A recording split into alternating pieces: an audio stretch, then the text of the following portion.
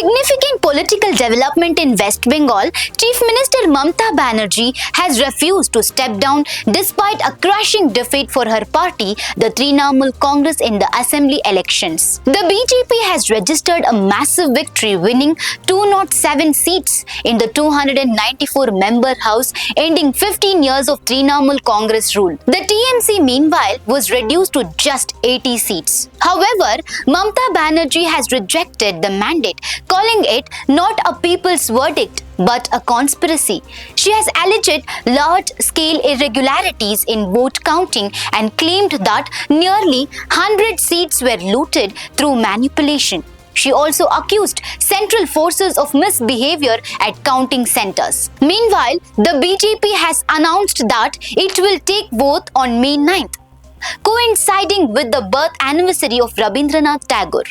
Following the results, unprecedented security restrictions have been imposed around key locations in Kolkata, including the Chief Minister's residence in Kalighat and the State Secretariat, Nabanna. Central parliamentary forces have been deployed outside sensitive sites, and officials have been directed to ensure that no documents leave the Secretariat. However, legal experts have questioned these restrictions, stating that there is no constitutional provision for such a lockdown of government offices. Constitutional experts and former parliamentary officials have also stated that Mamata Banerjee has no option but to resign once a new chief minister is sworn in, as the current assembly term ends on May 7th. The governor may also intervene if she refuses to step down. Despite mounting pressure, Mamata Banerjee has strongly defended her position. She described herself as a street fighter